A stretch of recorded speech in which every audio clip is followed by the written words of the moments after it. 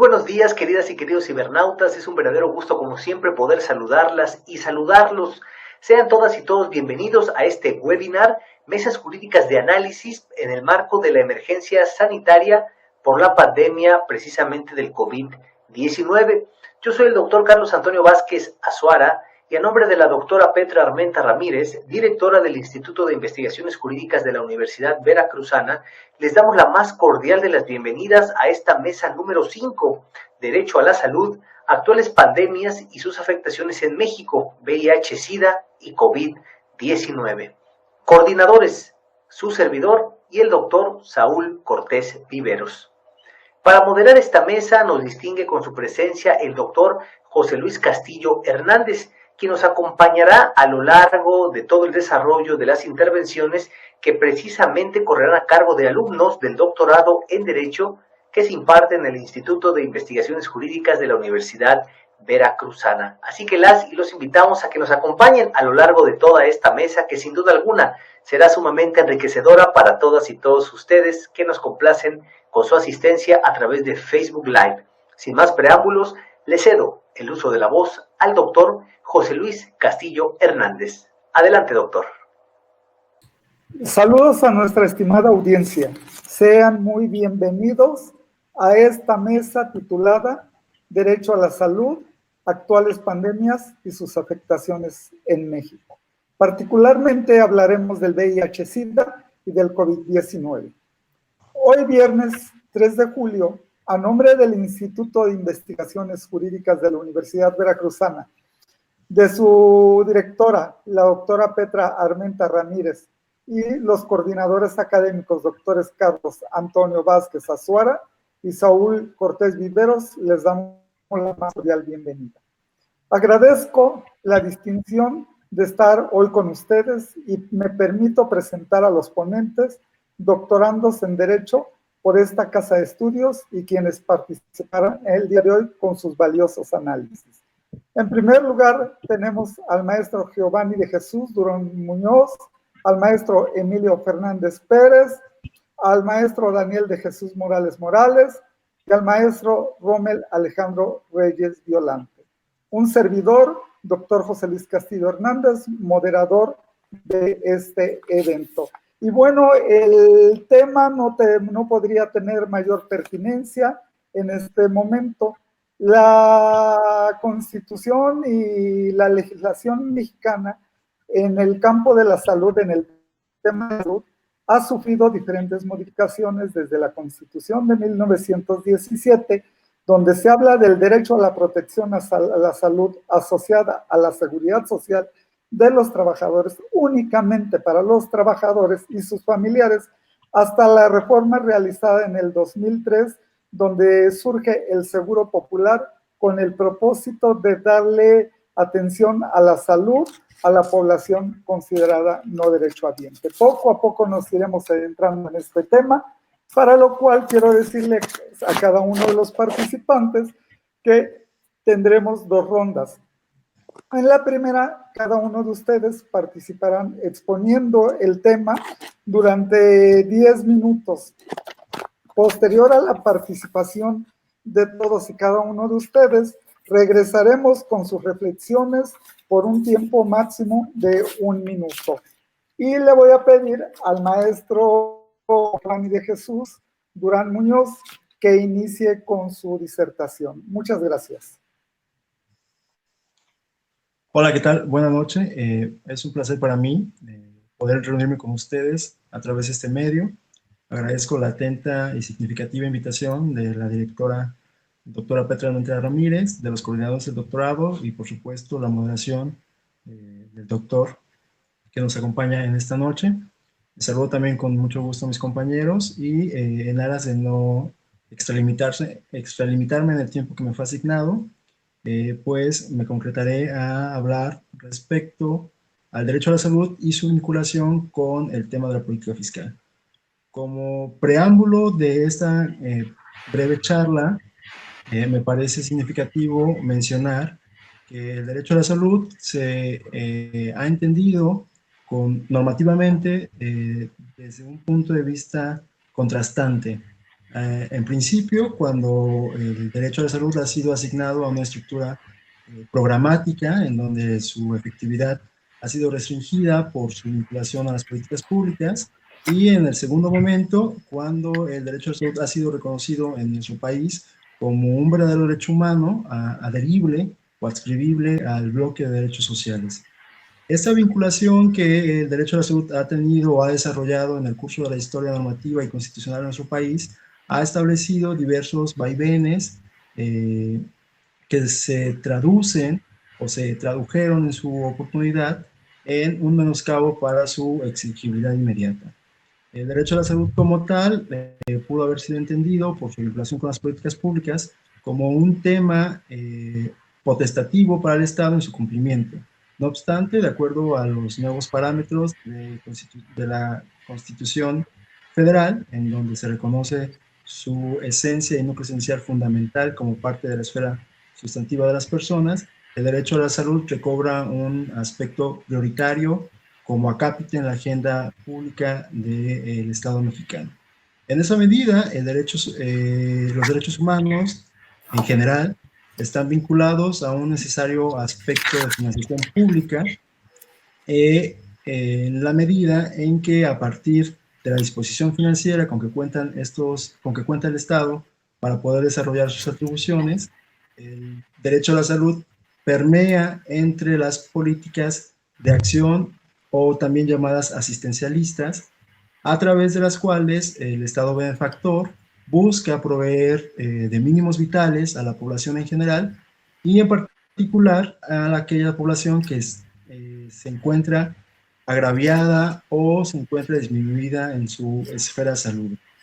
Desde el punto de vista de la política fiscal, la protección de los derechos humanos debe entenderse en un primer eslabón de la cadena de protección desde el punto de vista de los recursos ordinarios. El tributo como tal representa el instrumento o vehículo dinerario a partir del cual el Estado puede absorber o captar estos medios pecuniarios a partir de los cuales puede desarrollar sus atribuciones. En general, los derechos humanos requieren de un fundamento económico que permita su eficiencia y eficacia en la aplicación social, pero en particular los derechos sociales enarbolan este cúmulo de atribuciones focalizadas hacia la prestación asistencialista. En esa medida, la política fiscal adherida al directivismo estatal requiere de una planeación específica para que sus resultados puedan hacerse viables en una asignación presupuestaria ideal a través de los programas y las partidas que el presupuesto de egresos percibe y proyecta para su aplicación en beneficio de los gobernados. En estos tiempos de pandemia, en donde los derechos sociales han puesto en vilo su exigibilidad, el COVID-19 ha instituido diversos retos, diversas tareas y diversos problemas para las economías a nivel planetario. Las recesiones económicas han sido uno de los vaivenes o de los problemas más evidentes que repercuten necesariamente en el desarrollo de los derechos humanos en general, pero en particular de los derechos sociales, en este caso el derecho a la salud. En esa medida, el Estado mexicano está obligado a crear condiciones materiales y condiciones salubres indispensables para que la persona pueda desarrollarse en un concepto de completo bienestar, para que así pueda estar en aptitud de desarrollar un plan de vida autónomo, lejos de temor y de la miseria. ¿Cuáles son las atribuciones que el Estado mexicano tiene en específico con la salud? Primero, financiar los programas específicos para que la persona pueda conservar íntegra su salud, y en el caso de que la persona se enfrente al espectro de enfermedades, el mismo Estado, a través de la asistencia sanitaria, le permita acceder a los canales necesarios para que esta salud se restablezca. Todo ello redunda en los planes económicos y fiscales que el Estado puede articular para planear la erogación específica sin desmedro de la hacienda pública. En el marco del COVID, el derecho a la salud ha sido uno de los derechos sociales más vulnerado, en tanto que los sistemas de salubridad en general han sufrido colapsos en los países del mundo por el aumento en la demanda que las personas requieren. De acuerdo con la Corte Interamericana de Derechos Humanos, en la última declaración de hace unos meses que acaba de publicar, se han establecido diversas directrices a partir de las cuales el Estado debe observar la posibilidad de canalizar los recursos económicos hacia el fomento de la protección de la salud, pero con miras hacia la acogida y la protección de todos los aspectos y grupos sociales. Esto quiere decir que la política fiscal adquiere un plano igualitario para la redistribución de los recursos en las asignaciones presupuestarias que puedan fomentar la protección de la salud de todos los grupos vulnerables. En el caso particular de la mesa que nos ocupa, el VIH y SIDA es un tema salubre en México con variables estridentes, donde no siempre se ha focalizado la atención prioritaria. Tenemos un antecedente con el caso de la Corte denominado Pabellón 13, en el cual, si bien se impugnó y se resolvió en favor de un grupo de personas con VIH, en realidad esa sentencia en la ejecución tuvo un aspecto negativo, en tanto que no pudo realizarse por la falta de financiación pública. Por ende, la política fiscal en el marco del COVID requiere dos aspectos fundamentales. Primero, en técnicas específicas de tributación, requiere que el tributo se aletarie como parte de la política tributaria contracíclica en aras de estimular el crecimiento.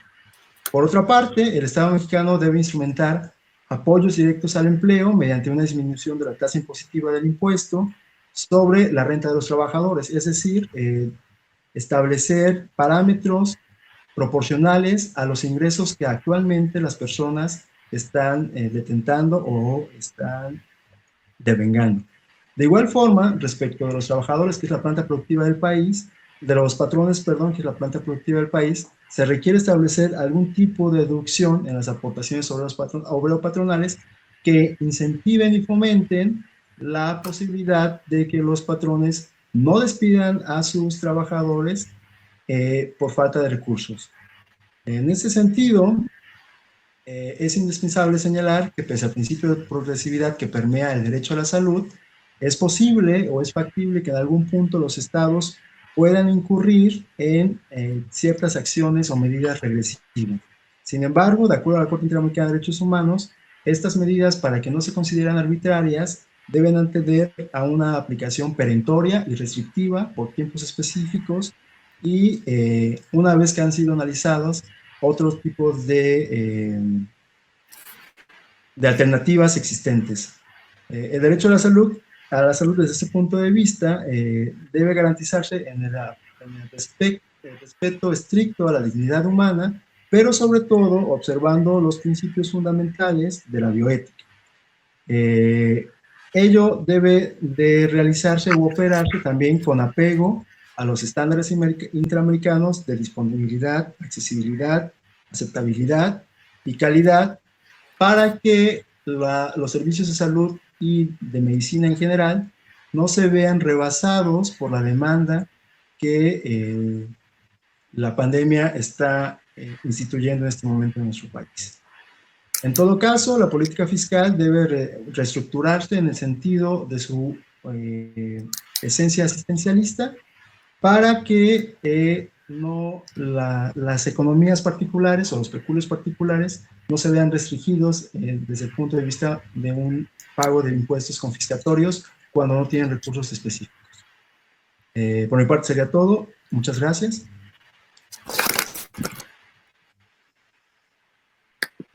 Muchas gracias, maestro Giovanni de Jesús Durán Muñoz, por su interesante intervención, y le damos el uso de la voz al maestro Emilio Fernández Pérez. Adelante, maestro. Bueno, primero dando las gracias por esta invitación al Instituto de Investigaciones Jurídicas, sobre todo a la doctora Petra Armenta, y también a los coordinadores, al doctor Carlitos Azuara y al doctor Saúl Cortés. Y obviamente dándole una bienvenida al doctor José Castillo. El tema que nos atañe es el derecho a la salud. La ponencia que yo les vengo a explicar es la seguridad humana como una nueva política para un mejor derecho a la salud. Aquí continuamos. Lo primero que tenemos que hacer es que estamos en un mundo de preguntas fuertes y respuestas débiles, donde enfrentamos un sistema de salud precario en México contra una pandemia. E incluso cuando se había terminado la pandemia del H1N1, había surgido una respuesta muy clara, que el sistema de salud le faltaba muchísimos aspectos como para hacer una política que le hiciera frente a esa problemática. Tenemos el derecho a la salud, que es un derecho humano de cuarta generación, un derecho de los famosos DESCA, derechos económicos, sociales, culturales y ambientales. Este derecho es importante, ya lo han soslayado en Naciones Unidas en relación a que es necesario el derecho a la salud, no entendido exclusivamente como el aspecto médico, como en un determinado momento el beneficio exclusivamente a medicinas y a médicos. No, va más allá. No podemos dar un beneficio a la salud si no tenemos aspectos como cuestiones económicas, como vivienda, como agua potable, alcantarillado, etcétera, etcétera. Y esto lo vemos bien focalizado en un país periférico como México. Desgraciadamente, esa es la prioridad. Sí tenemos un fundamento internacional, incluso tenemos el artículo 12 del Pacto Internacional de los Derechos Económicos, Sociales, Culturales y Ambientales, a donde señala ese derecho a la salud. También tenemos otras convenciones internacionales sobre la eliminación y discriminación de las formas contra la discriminación racial, también contra la eliminación de formas de discriminación contra la mujer, también los derechos del niño, también internacional. Todos ellos nos hablan, estos instrumentos y normativas internacionales nos hablan de ese derecho a la salud como un derecho esencial. Aquí la problemática más grande que soslayamos nosotros es la siguiente. Como derecho a la salud en México no se ha entendido como un derecho de cobertura amplia, un derecho eficaz. Desgraciadamente tenemos un sistema precario, incipiente, que aún no estando en pandemia, no responde a las necesidades básicas del pueblo mexicano.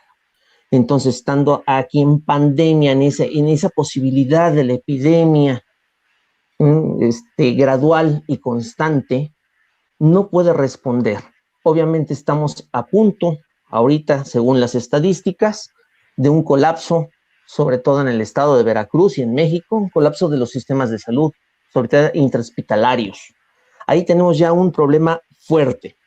Ahora, algo que debemos tener en claro es que el derecho a la salud va de la mano, su famoso principio de progresividad e indivisibilidad va de la mano con otro derecho, el derecho a la educación.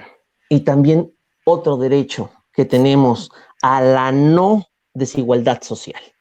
Esto lo maneja Amartya Sen Burman en el sentido de que solamente teniendo esa desigualdad social equilibrada y teniendo ese derecho a la salud junto con el derecho a la educación, podemos hablar de un desarrollo humano total o integral. De otra manera, no se puede manejar esos términos. Es decir, que participe el ser humano en su propio desarrollo junto con el Estado. Para esto trae algunos problemas este sistema que no se han tomado en cuenta, el sistema de salud en México, como es la demografía, los sistemas económicos, los aspectos sociales en un determinado momento, que traen consigo un enfrentamiento con la realidad que estamos viviendo. Hablar de pandemias, estamos hablando de un contagio a nivel mundial. No es nada sencillo. Se tuvo tiempo para prepararse, se inmiscuyeron más en políticas y no políticas públicas, políticas como tales gubernamentales. Ahora, ha habido dos pandemias que nos han marcado a nivel mundial. Una es el VIH-Sida y la otra es la que actualmente tenemos, que es COVID-19. El SIDA nos marcó en la época de los 80. Esta problemática trajo consigo que se estigmatizara a cierto grupo social en virtud de que llegó a llamarse incluso la peste rosa, la cólera de Dios, cáncer gay, incluso patología del espíritu por de parte de la religión. Se tomó una posición moral sancionadora por de parte de la sociedad. El etiquetamiento de los homosexuales, de los transexuales, de los bisexuales, de los drogadictos, de las prostitutas e incluso de los pobres y marginados fue el estigma, el living approach que se le aplicó a este tipo de pandemia. No se tenía en el sistema de salud en el mundo y México no se tenía ninguna vacuna, no había nada con qué contrarrestarla. Entonces, la única manera de prevención fue el preservativo, la utilización de un método preventivo como el preservativo. Pero se tuvo una lucha muy grande con el sistema religioso. Incluso Juan Pablo II, en un documento llamado Veritas Splendor, señala como irremediablemente maligno y que la única forma de poder contrarrestar ese mal era la castidad. Pero esto trae consigo en un determinado momento un irrespeto a la dignidad sexual del ser humano. Luchando contra la religión, luchando con los dogmas de la misma sociedad en un determinado momento, llegaron a dar esta estigmatización y de ser un problema exclusivamente de salud pasó a ser un problema de carácter moral y social, que hasta la fecha lo sigue siendo. La Corte Interamericana, como lo decía el maestro Giovanni, efectivamente ha dado lugar a los reclamos de las personas que tienen esta enfermedad. Pero el problema es llevar de hecho o de facto las sentencias de esa Corte. ¿Por qué? Porque se declaran insolventes los órganos o las instituciones debidas de salud o de poder en un determinado momento. Y quedan en estado de indefensión al final de cuentas, a pesar de que hayan ganado una sentencia. Ahora, aquí lo más importante de esta pandemia es que quedó debilitado todo el sistema de salud. No cubrió en su totalidad. Se fue más allá de lo que pensaba. Posteriormente, tenemos aquí, en pleno siglo XXI, la pandemia de COVID-19. Nos damos cuenta de la fragilidad como seres humanos. Todos estamos permeados por un mismo cordón invisible y nos damos cuenta que somos completamente frágiles. El problema es cómo luchamos cuando países industrializados y nosotros como periférico, ellos no han podido hacer frente a esa pandemia, incluso fueron rebasados. ¿Cómo sucederá con nosotros esa situación? ¿Qué es lo que va a pasar con nosotros y esta pandemia? Ahora, ¿qué efectos ha traído? Ha traído efectos económicos, sociales y políticos. Los más fuertes que se pueden dar son los efectos económicos. Se está por quebrarse la mediana y pequeña industria. Despidos masivos. Estamos a punto de una crisis devastadora económica. El Estado no ha invertido como otros estados para poder recuperarlas. Posteriormente tenemos las cuestiones sociales. Este COVID-19 ha enfrentado el divisionismo por completo social. Ha hecho que se restrinjan en un momento dado la discriminación, la xenofobia, el rencor. Ese rencor que genera miedo y a su vez el miedo que genera un rencor en un determinado momento, parafraseando un poquito a Zygmunt Bauman. Esto es lo que ha traído el COVID-19 en un determinado momento. Y no tenemos cura. Y también problemas de carácter cultural. Cuando una sociedad que ha estado completamente encerrada, que no ha tenido la opción, como México, de llevar el pan todos los días, pues obviamente al verse liberada, no piensa regresar a ese encierro, que es un encierro debido para que no siga habiendo más contagios. Ese es el problema que tenemos también cultural en un determinado momento. Ahora, me viene a la mente desde el punto de vista jurídico, ¿qué puertas le podemos dar a estos problemas? Ya que tenemos un sistema de salud precario, ¿cómo lo podríamos agregar? Tenemos un problema que el derecho a la salud es un derecho que de por sí, por su connotación y por sus alcances, ha sido difícil para que los estados lo acepten. Ha sido muy difícil. Entonces, en estos casos, lo que podemos ver es cambiar por una visión de seguridad humana.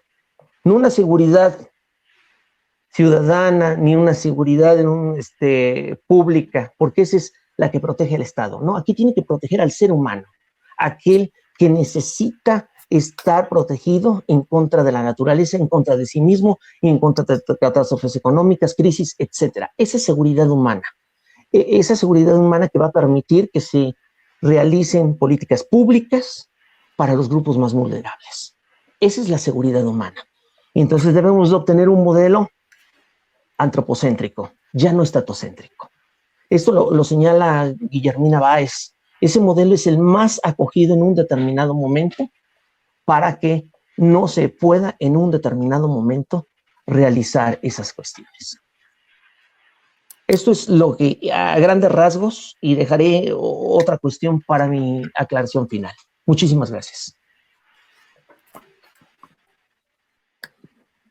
Muchas gracias por su interesante y amplia disertación, maestro Emilio Fernández Pérez. A continuación, escucharemos al maestro Daniel de Jesús Morales. Adelante, maestro.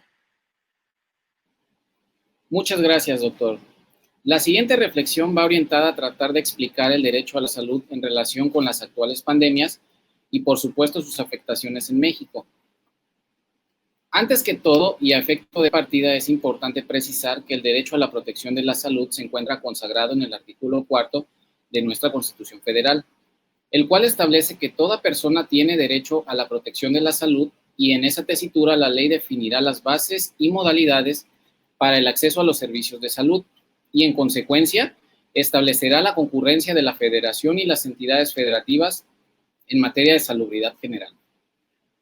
Con esto conforme a lo que dispone la fracción 16 del artículo 73 de nuestra Constitución. Como ya sabemos, México se ha adherido a diversos instrumentos internacionales en materia de derechos humanos, y es con los cuales se establecen las directrices a seguir a efecto de que sea garantizado el derecho a la salud de todas las personas, evidentemente sin discriminación alguna, y bajo los mejores estándares de satisfacción. En la realidad de México, el cumplimiento de este derecho, en muchos casos y bajo distintas circunstancias, se ve limitado. Esta situación vulnera y afecta a diversos sectores de la población. Sumado a las afectaciones existentes en México en materia de salud, a finales del año 2019 e inicios del corriente, se comenzó a escuchar respecto a un extraño virus en Wuhan, China.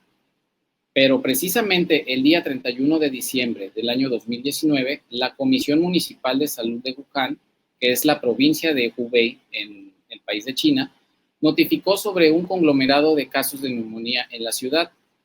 Tras diversidad de estudios realizados en esa región, se determinó que dichos casos eran causados por un nuevo tipo de coronavirus. Posterior a esto, para el día 10 de enero del año 2020, la Organización Mundial de la Salud publicó en línea un conjunto de orientaciones técnicas con recomendaciones para todos los países sobre el modo de detectar casos, realizar pruebas de laboratorio y gestionar los posibles casos. Asimismo, las vías de transmisión conocidas de los virus respiratorios. Pese a las recomendaciones, la enfermedad se comenzó a propagar en el mundo de una manera bastante acelerada, y para el día 28 de febrero del año 2020, la Organización Mundial de la Salud elevó el riesgo internacional de propagación del coronavirus, también conocido como COVID-19, de alto a muy alto. Por su parte, el secretario general de la ONU y el director de la Organización Mundial de la Salud mencionaban que la decisión de elevar la alerta de alta a muy alta no debía generar pánico, sino todo lo contrario, que debía incitar a los países a que se prepararan. Por lo que para finales de febrero de 2020 ya se habían identificado 4.351 casos de coronavirus en 49 países, fuera de China, y 69 personas muertas. Unos 24 casos en 14 países están vinculados a Italia y 97 casos en 11 países a Irán. Se habían confirmado 2 casos en México y 1 en Nigeria hasta entonces.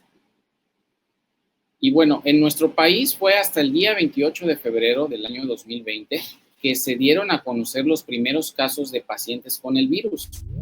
Fue el subsecretario de Prevención y Promoción de la Salud de México quien anunció el contagio de un hombre de 35 años en Ciudad de México que recientemente había estado en Italia.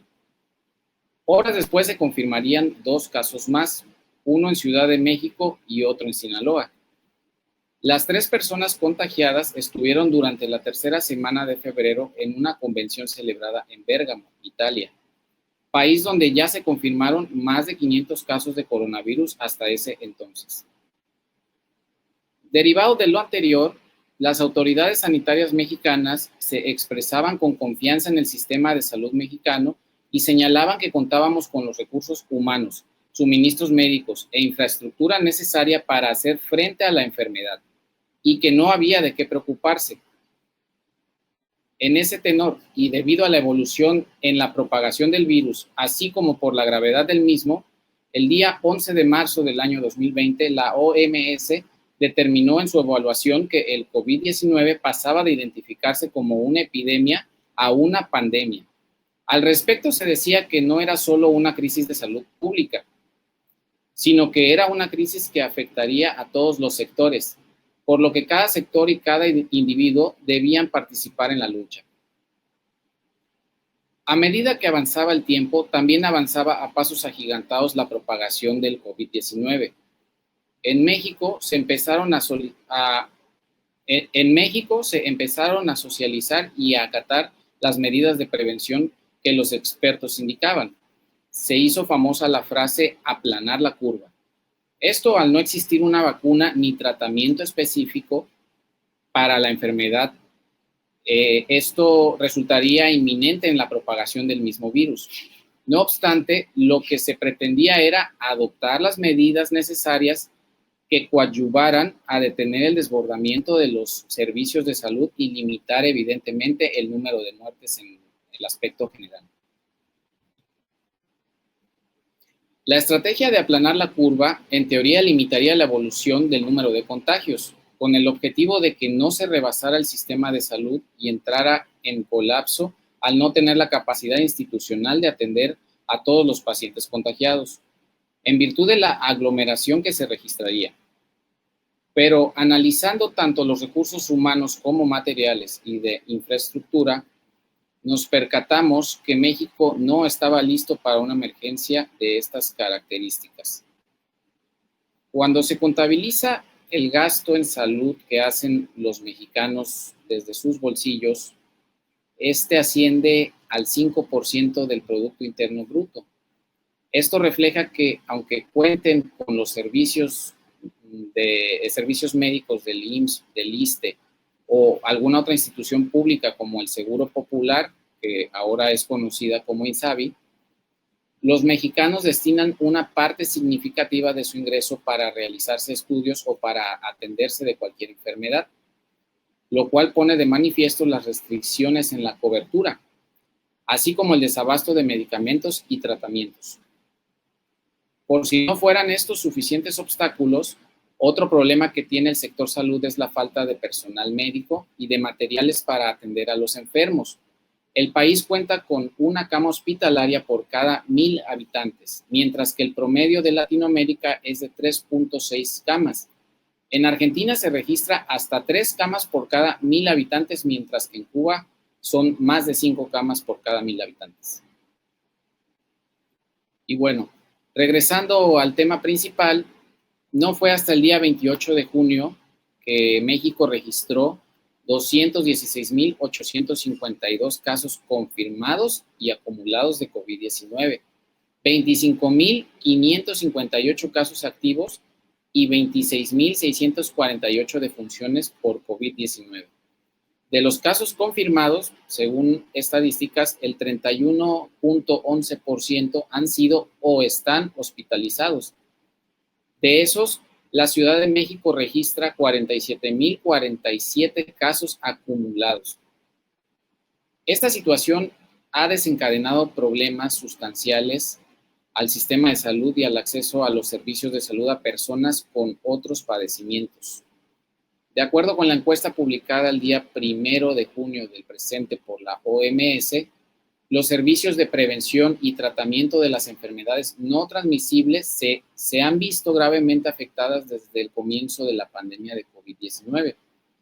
La encuesta, que fue contemplada por 155 países durante un periodo de 3 semanas, en el mes de mayo, confirmó que el impacto es mundial, pero que los países de ingresos bajos son, desgraciadamente, los más afectados.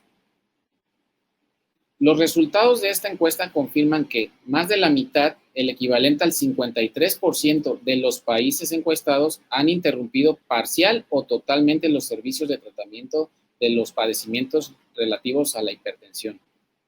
El 49% de los servicios de tratamientos de la diabetes y las complicaciones conexas, el 42% de los servicios de tratamiento del cáncer y el 31% de las emergencias cardiovasculares. En México, el sistema de salud se ha volcado en atender a los afectados por el nuevo coronavirus y buena parte de los hospitales registraron sus servicios ordinarios para dejar solo las urgencias. Algunos otros padecimientos como leucemia, cáncer de mama, lupus, VIH-Sida, entre otros más, han dejado de tratarse debido a la saturación de los hospitales, a la conversión de los mismos en clínicas u hospitales denominados COVID, o por el desabasto de los medicamentos debido a atrasos en las gestiones para la compra de los mismos. Pero bueno, ¿qué pasa con esto? Los pacientes se han manifestado, han solicitado apoyo tanto al gobierno como a fundaciones, pero finalmente en algunos casos se han visto en la necesidad de intentar costear por su cuenta los tratamientos que requieren. Situación sumamente difícil, ya que las dosis de estos padecimientos no son económicas ni accesibles y pueden ir desde los 15,000 hasta los 80,000 pesos, lo cual impide que puedan reanudar los tratamientos que son necesarios para conservar su vida. Dicha situación nos marca un foco rojo en el derecho a la salud, por lo cual es sumamente importante sumar esfuerzos e implementar mecanismos eficientes que garanticen el abasto de los suministros médicos y hospitalarios, no solo para el COVID-19, sino para todas estas enfermedades transmisibles o no que han dejado en el limbo y con gran incertidumbre a sus pacientes. Por mi parte, es todo en el presente segmento. Les agradezco mucho por su atención. Muy bien, gracias, maestro Daniel de Jesús Morales. Y a continuación daremos el uso de la voz al maestro Rommel Alexandro Reyes Violante. Adelante, maestro.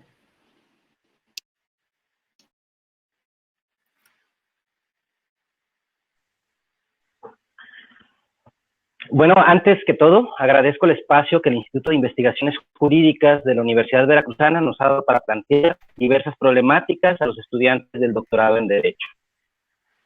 El tema que voy a abarcar el de hoy es discriminación por condición de salud en México. Casos específicos, COVID-19 y VIH-Sida. Trataremos de abarcar los elementos más importantes sobre la infección por VIH-Sida y el COVID-19. Analizaré el caso de la discriminación sufren las personas que contraen cualquiera de estas dos enfermedades en México, pues la mayoría de los casos es el miedo a ser discriminado la principal razón de muerte en personas con VIH-Sida. Vamos a abarcar un poquito de las leyes federales y locales ordenan en el caso de la discriminación. Y para empezar, quiero hablar sobre el VIH-Sida, que pareciera que es una sola cosa, pero no es así. Según la Organización Mundial de la Salud, el de la inmunodeficiencia humana, VIH, infecta las células del sistema inmunitario, alterando o anulando su función. Esta infección produce un deterioro en el sistema inmune, lo que provoca que el sistema inmunológico no tenga todas las herramientas para combatir las enfermedades que nos pueden dar día a día. Entonces, las personas que viven con VIH, cuando su sistema inmunológico está muy golpeado, por así decirlo, obviamente cualquier enfermedad que tengan, pues puede causar inclusive la muerte.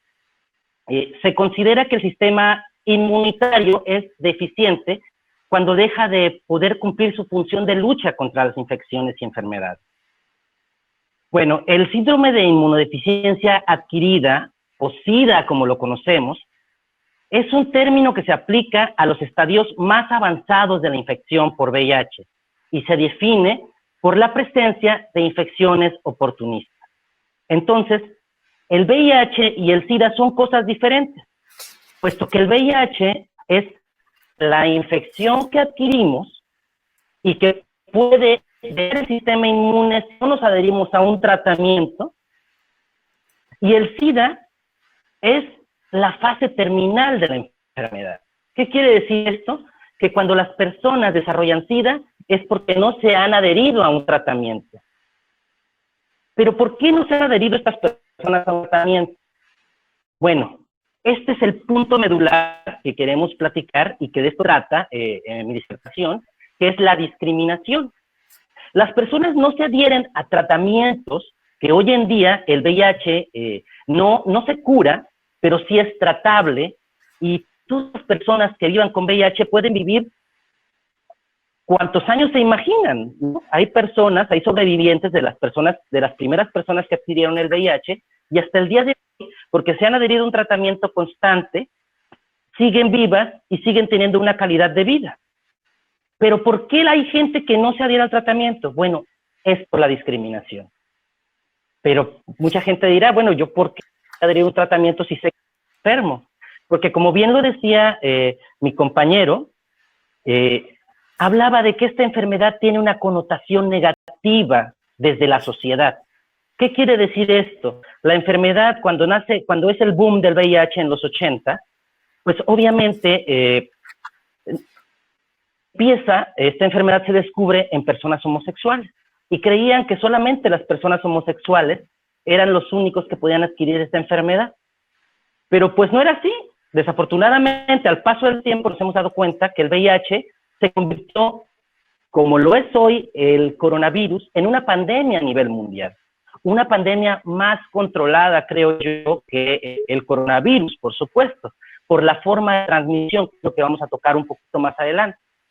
Entonces, el VIH trae a cuestas, a hombros, una carga negativa de la sociedad por la transmisión del mismo, porque se transmite mayormente por contacto sexual, y porque en los años 80 se descubrió en personas homosexuales los primeros casos registrados.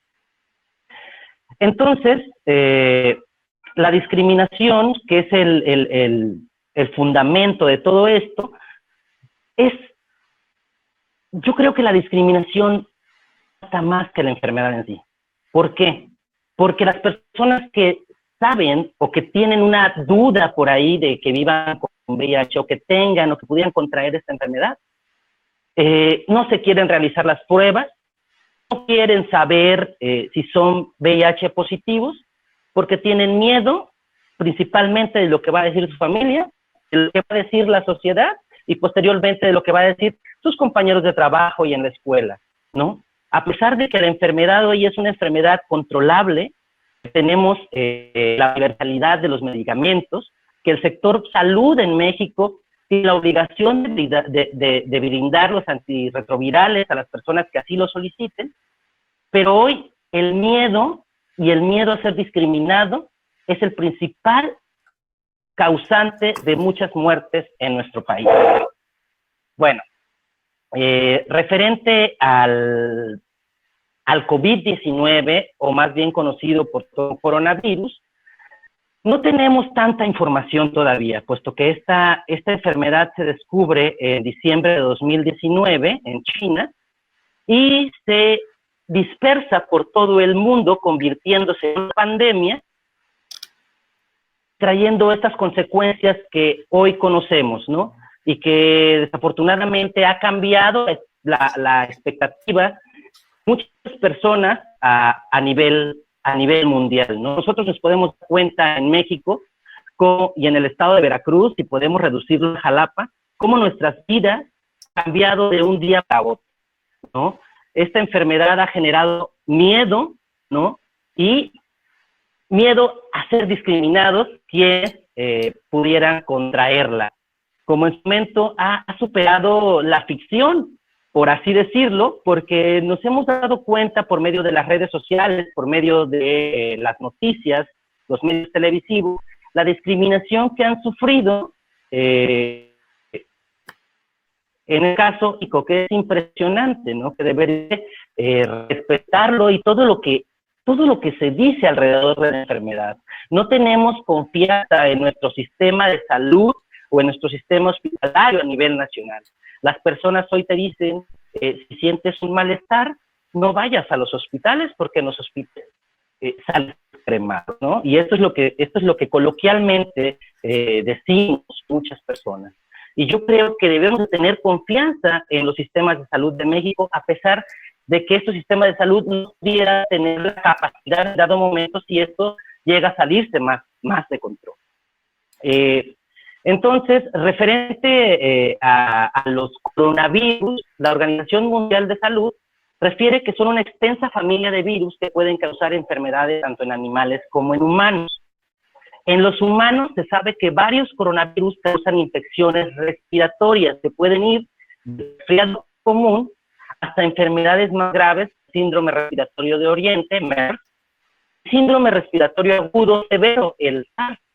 El coronavirus se ha descubierto más recientemente que causa la enfermedad del COVID-19. Y esta enfermedad infecciosa causada por el coronavirus, que se ha descubierto en China, como ya lo mencioné, en diciembre de 2019, es una pandemia que hoy por hoy afecta a todo el mundo. Esta enfermedad se transmite de manera más fácil que el VIH, ¿no? Porque los de transmisión o de contagio nos hemos dado cuenta por la información que hay alrededor de toda esta enfermedad, que puede ser por el simple hecho de tocar algo que una persona infectada lo había tocado con anticipación. El virus puede vivir varios días en el ambiente, a comparación del VIH, que en realidad solamente vive en los fluidos, ¿no? Como puede ser la sangre o los fluidos vaginales o los fluidos sexuales, por así llamarlos. Entonces, es diferente en este aspecto, pero la discriminación en sí tiene una carga totalmente igualitaria, por así decirlo. Bueno, la Constitución y los tratados internacionales en materia de derechos humanos establecen principios en virtud de cuales todas las personas somos iguales, nacemos iguales y debemos permanecer iguales en nuestras libertades y en nuestros derechos. Pero cuando se vulnera esta igualdad, ¿sí?, se dan fenómenos de discriminación. Pero pudiéramos preguntarnos, ¿qué es la discriminación? Para saber cuándo estamos ante una situación de discriminación, debemos comprobar que se cumplen en determinado caso los siguientes elementos. Sí. Toda discriminación es un trato diferente entre dos o más personas. Es decir, para que se dé un acto discriminatorio se requiere que se trate de forma distinta a dos o más personas. Este trato debe de estar injustificado o ser arbitrario. Es decir, debe de ser un trato que no corresponda a criterios de racionalidad. El trato diferente debe basarse en algún rasgo de aquellos que la propia Constitución o los tratados internacionales establecen como rasgos prohibidos. En este caso, por ejemplo, la condición de salud, que es lo que nos atañe. una persona tiene un determinado estado de salud o una determinada enfermedad, no puede recibir un trato diferente con ellos.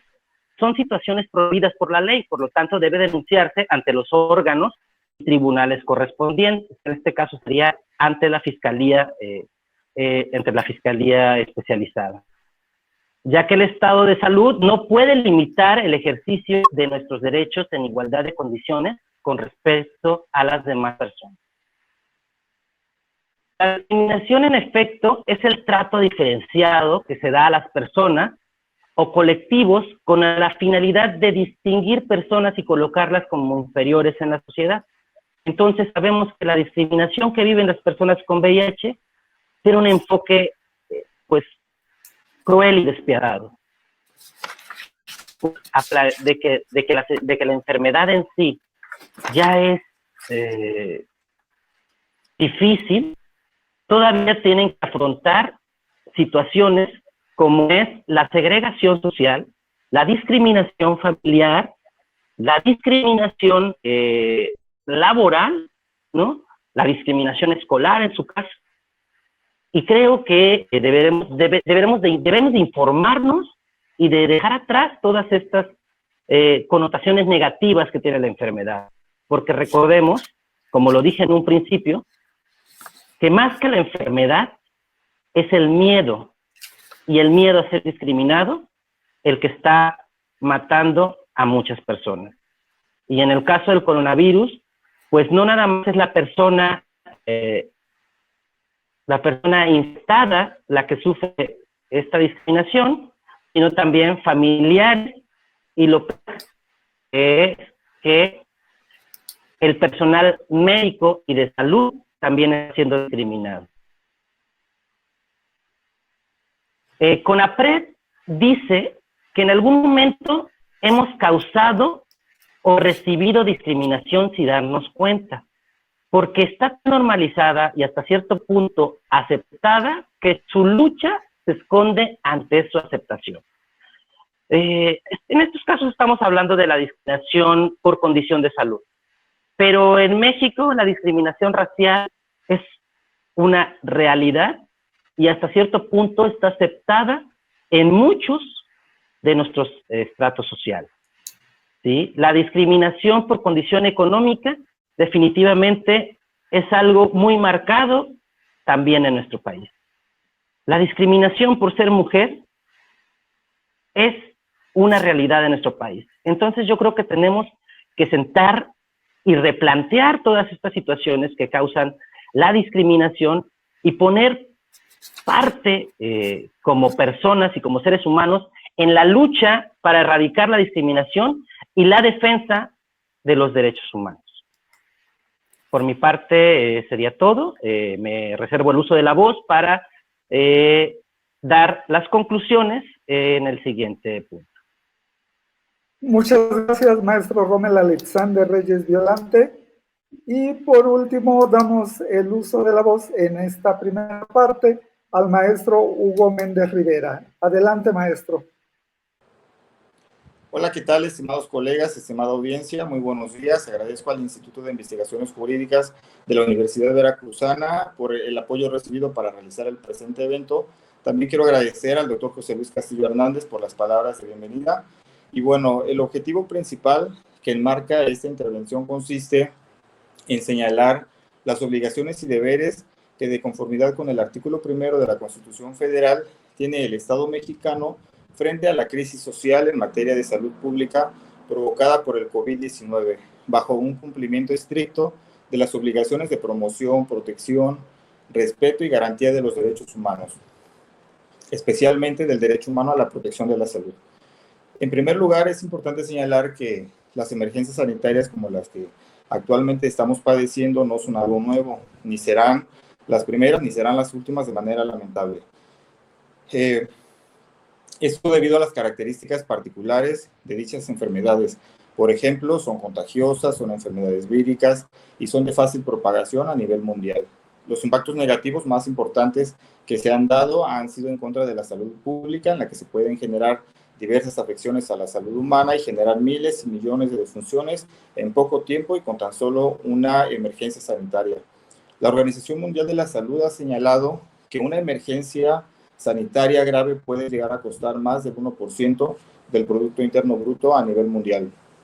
Es importante que hagamos conciencia histórica acerca de las emergencias que han ocurrido a nivel mundial, al menos en los últimos años, y en ese sentido la Organización Mundial de la Salud señala y recalca la existencia de la pandemia gripal por influenza más grave de la historia reciente, que se generó en 1918, que se llevó la vida de más de 100 millones de personas a nivel mundial y que generó que una tercera parte de la población a nivel mundial se viera contagiada por este tipo de influenza. Uno de los países más afectados fue Estados Unidos.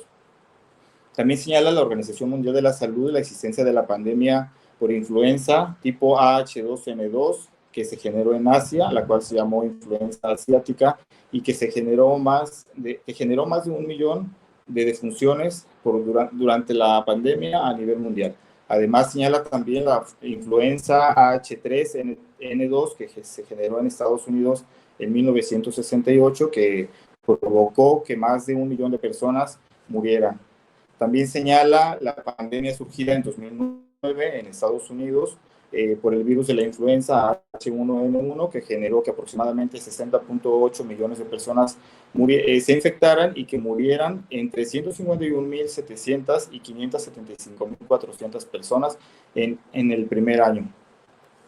Bueno, la Organización Mundial de la Salud señala que actualmente se viven crisis sociales en materia sanitaria verdaderamente preocupantes. Señala que actualmente existen más de 10 enfermedades que ponen en peligro la salud pública mundial, y en este sentido menciona la gripe pandémica como uno de esos casos, y señala que todavía este tipo de crisis sanitaria sigue afectando actualmente, provocando más o menos 5 millones de casos graves de manera anual, y entre 290.000 y 650.000 casos de defunciones. También señala que el cólera puede llegar a generar hasta 4 millones de personas infectadas y entre 21.000 y 143.000 casos de defunciones. También señala al paludismo o malaria, que tan solo en el 2018 se generaron 228 millones de personas infectadas por paludismo y que fallecieron lamentablemente alrededor de 405.000 personas por este tipo de paludismo. Además de ello, señala la fiebre amarilla, las intoxicaciones alimentarias, también señala casos de brotes importantes actualmente de ébola, de sarampión, de dengue, de coronavirus, de chikungunya, gripe aviar, hepatitis, entre muchas otras que realmente ponen en peligro a la salud mundial. Y bueno, como es un hecho conocido, actualmente nos encontramos cruzando una crisis grave de salud sanitaria provocada por el virus llamado SARS-CoV-2, que es una enfermedad que genera el COVID-19, y de acuerdo con datos de la Secretaría de Salud, señala que actualmente en México hay más de 200.000 casos de personas infectadas por esta enfermedad, y que también lamentablemente han fallecido alrededor de 30.000 personas por la misma causa.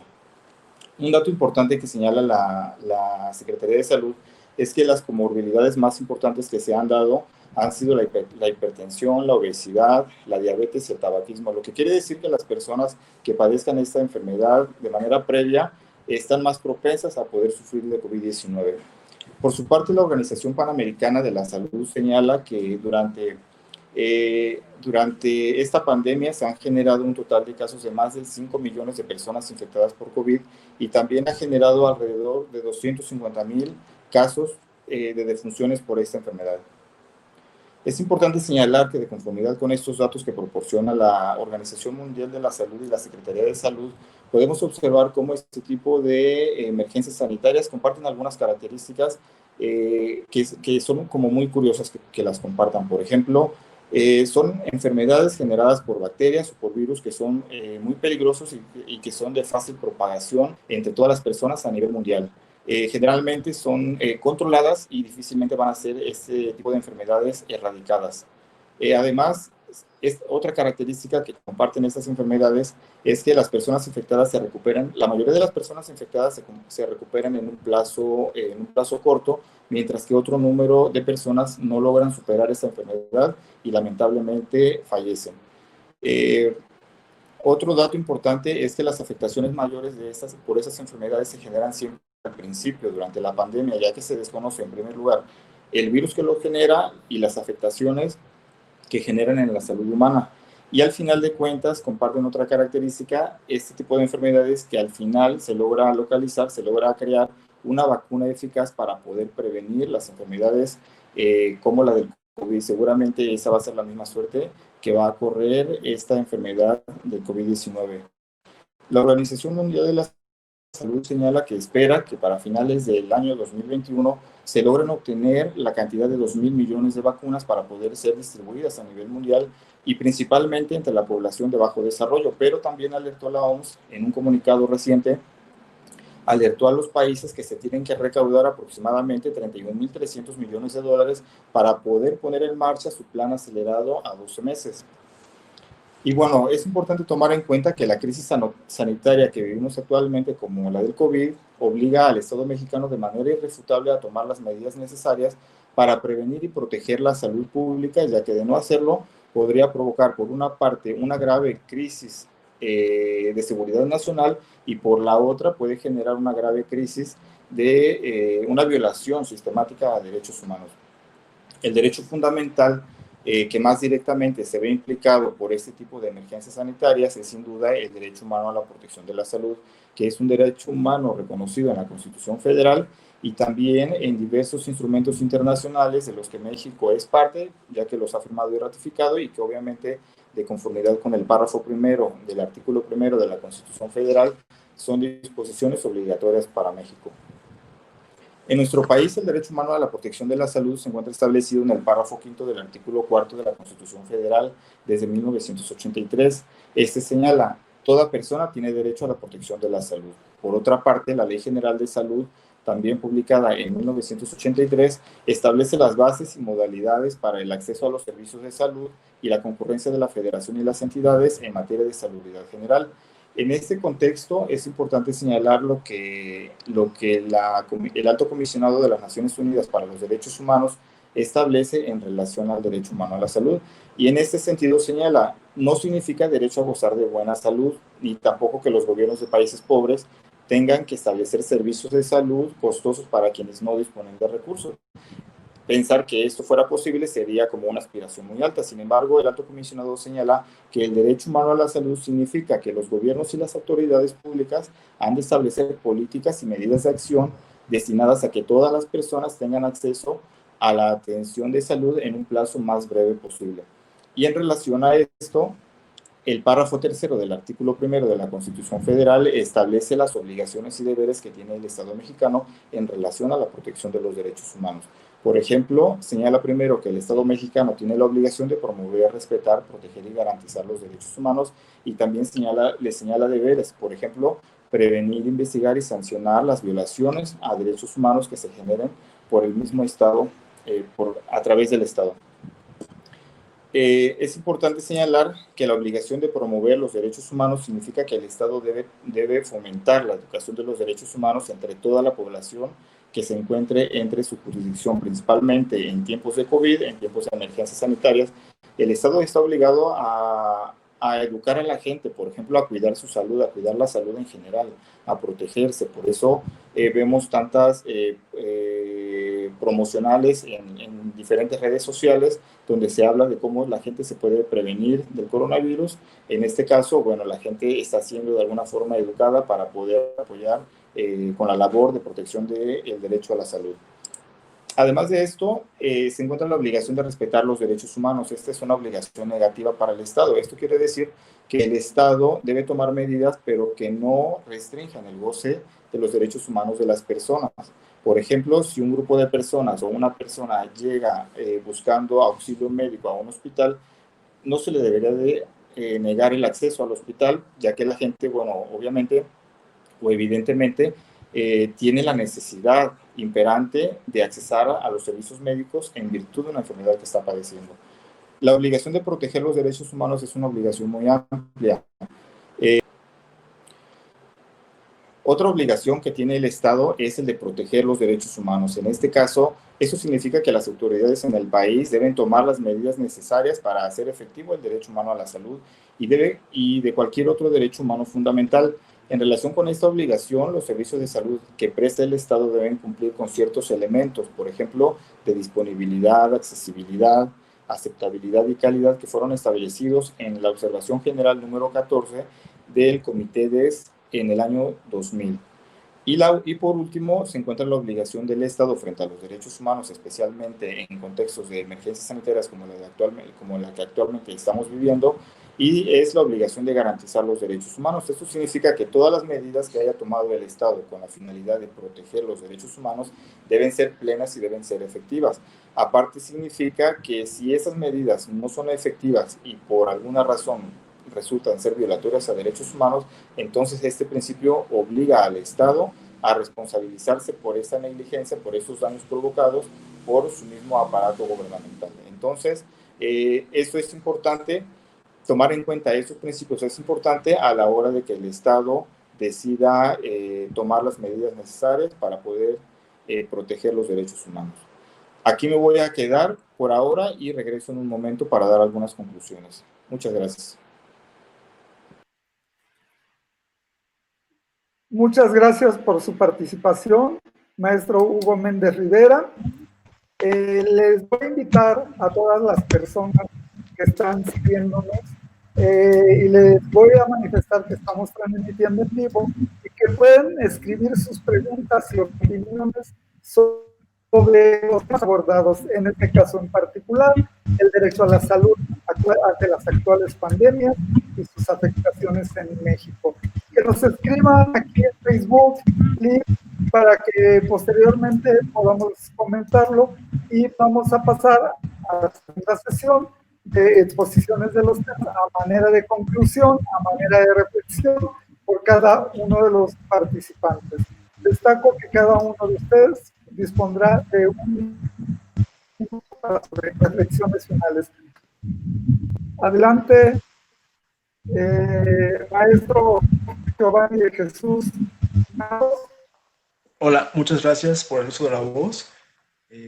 Solamente para hacer un comentario sucinto, me parece que la pandemia ha evidenciado una de las peores visiones en donde el Estado asistencialista ha fallado para poder promover el pleno goce inmejorable de los derechos humanos de las personas en general y de los grupos vulnerables en particular. Esta pandemia ha situado a las personas, al conglomerado de personas que padecen el VIH y el SIDA en circunstancias antes desconocidas e inéditas, pero no obstante, en el marco del Estado constitucional de derecho, como Estado prestacional, debe realizar un esfuerzo y reingeniería en sus atribuciones para focalizar sus esfuerzos más vigorosos hacia la prestación de bienes y servicios en materia de sanidad que coadyuven y mitiguen en la medida de lo posible las afectaciones e impactos diferenciados que este grupo vulnerable sufre desde épocas anteriores.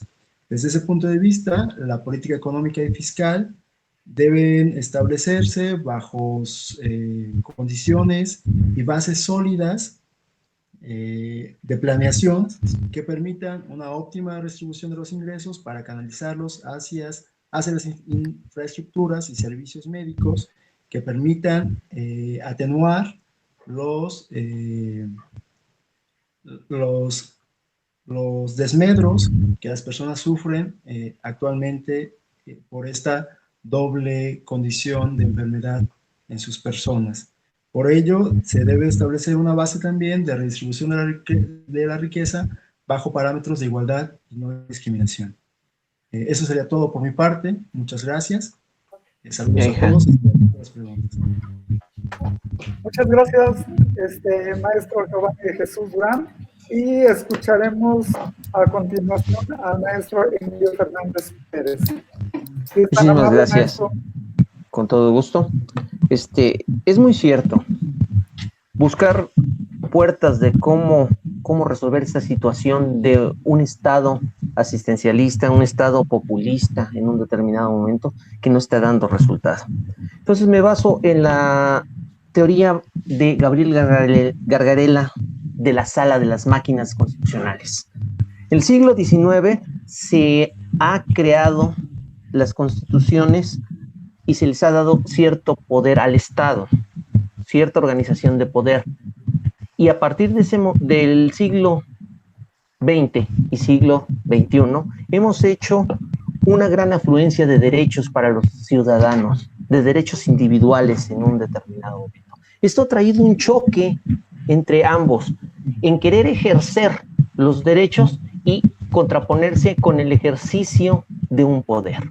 La pandemia ha traído consigo que se intensifique y que el líder en turno diga qué derecho sí procede y qué derecho no procede, a tal grado que en un determinado momento ha hecho que los individuos o los ciudadanos tengan que solicitar el ejercicio del derecho a través de los órganos jurisdiccionales, lo cual no debería de ser.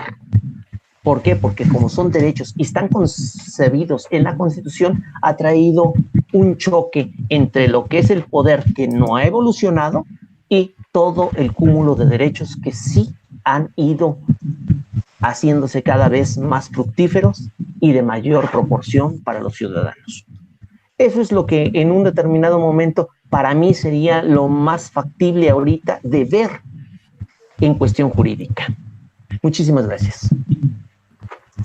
Muchas gracias, maestro Emilio Fernández Pérez. Escuchamos la participación del maestro Gómez Alexandro Reyes Violante. Adelante, maestro.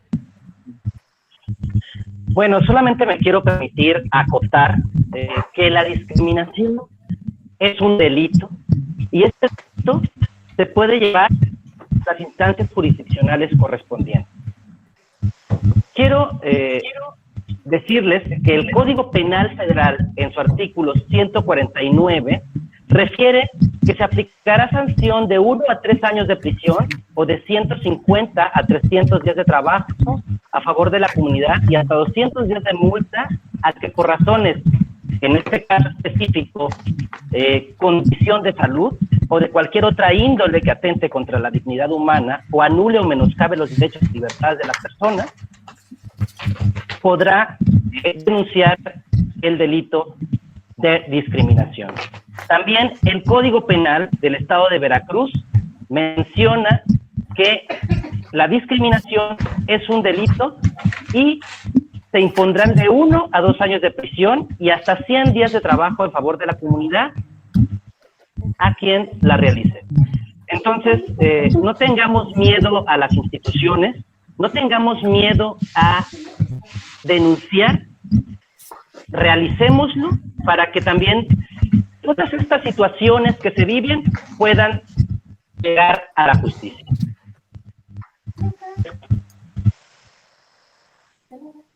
Muchas gracias. Y a continuación, muchas gracias, maestro Gómez Alexandro. Escucharemos al maestro Hugo Méndez Rivera. Adelante, maestro. Muchas gracias por la participación nuevamente. Bueno, al final de cuentas es importante dejar bien en claro que en un tipo de contexto de emergencias sanitarias como la que vivimos actualmente y de manera general, tomando en cuenta que necesidades de respetar los derechos humanos siempre han existido y seguramente van a seguir existiendo, es importante establecer concretamente que el Estado mexicano en sus funciones de proteger, respetar, promover y garantizar los derechos humanos los debe hacer bajo 2 pilares básicos de los derechos humanos. Y me estoy refiriendo al derecho humano a la igualdad y al derecho humano a la no discriminación, los cuales pueden poner en un grave riesgo pueden potencializar mayormente los daños provocados a los derechos humanos, ya que hay poblaciones que por ciertas condiciones sociales se colocan o la sociedad los coloca en un estado de especial vulnerabilidad. Por ejemplo, es importante que el Estado tome en cuenta a las personas, por ejemplo, a los hombres, a las mujeres embarazadas, a los niños, a las niñas, a los adolescentes, a los adultos mayores, las personas con discapacidad, las personas, las comunidades indígenas, los pueblos afrodescendientes, la comunidad LGBTI, además los profesionistas, los profesionales sanitarios, los extranjeros, los migrantes, además aquellas personas que ya previamente padecen alguna enfermedad de alto impacto, como lo es el cáncer, la diabetes, la hipertensión, el VIH-Sida, entre otros. Entonces, todo esto es importante tomarlo en cuenta porque ya que el Estado está obligado, y no hay que olvidar esto, a lograr el más alto nivel posible de salud física, mental y social que se pueda. Entonces, agradezco, aquí voy a terminar, agradezco a todos su atención y bueno, si hay alguna pregunta estoy a la orden. Muchas gracias.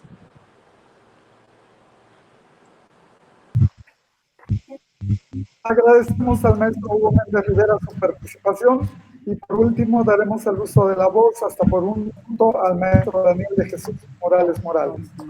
Gracias, doctor, por el uso de la voz y para concluir, quiero reafirmar que es fundamental atender de manera prioritaria la emergencia sanitaria por la que estamos pasando, pero no se debe dejar atrás la importancia en la atención, acceso y garantía del derecho a la salud para otro tipo de padecimientos no transmisibles, ya que son muchas las personas que necesitan recibir tratamientos contra el cáncer. Enfermedades cardiovasculares, artritis, diabetes, VIH, etc.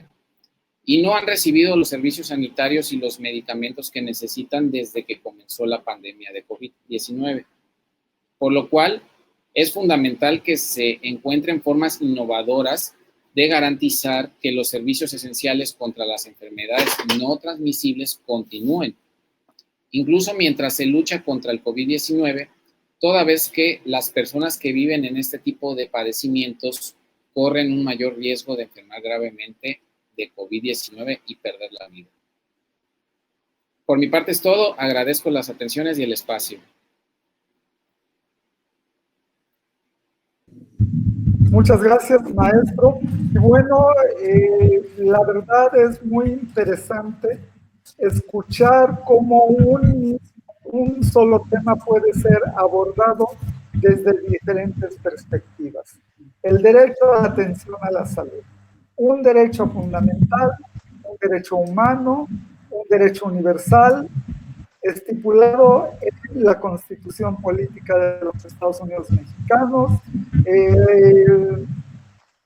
renovado los acuerdos a diferentes cartas internacionales de derechos humanos en los cuales México ha sido signatario. Destacó en la participación de cada uno de los doctorantes en Derecho del Instituto de Investigaciones Jurídicas de la Universidad, el hecho de poder contar con recursos necesarios para dar esa atención a la salud. Por lo cual es necesario hacer una política fiscal que se ajuste cada vez a la realidad que estamos viviendo, a fin de dar respuesta a las necesidades de la población. Pero también se destaca ese sistema de salud precario que se ha hecho más evidente ante la pandemia del COVID-19, VIH-Sida, pero que ya había sido demostrado su vulnerabilidad ante pandemias como las enfermedades crónico no transmisibles. Destaca también por qué en México se recrudecen este tipo de epidemias ante las inequidades sociales, ante esa situación que genera que la población sea más vulnerable y que vemos que justamente México está padeciendo en mayor intensidad que otros países con menor inequidad social estos estragos con motivo en este momento de la pandemia del COVID-19. Pero también es importante señalar durante la participación la necesidad de garantizar este derecho como una seguridad humana a través de un modelo antropocéntrico que justamente garantice ese desarrollo humano y social del ser humano. Pero también es un hecho muy lamentable el tener que abordar el tema de la discriminación para estos dos padecimientos que en particular estamos abordando. Y una discriminación que debería de ser sancionada, pero que es parte, pareciera ser, ya de la vida cotidiana y que no pasa nada. Esta discriminación vulnera la igualdad, vulnera la equidad y vulnera los derechos de la población en todos los sentidos. Se nos queda una gran reflexión, se nos queda el interés por seguir profundizando en estos temas. Agradezco a cada uno de los participantes, agradezco al Instituto de Investigaciones Jurídicas de la Universidad por abordar estos temas de gran actualidad y que necesitamos implementar más política pública que garantice un trato con equidad social, basado en el desarrollo humano y en los derechos de las personas. Muchas gracias.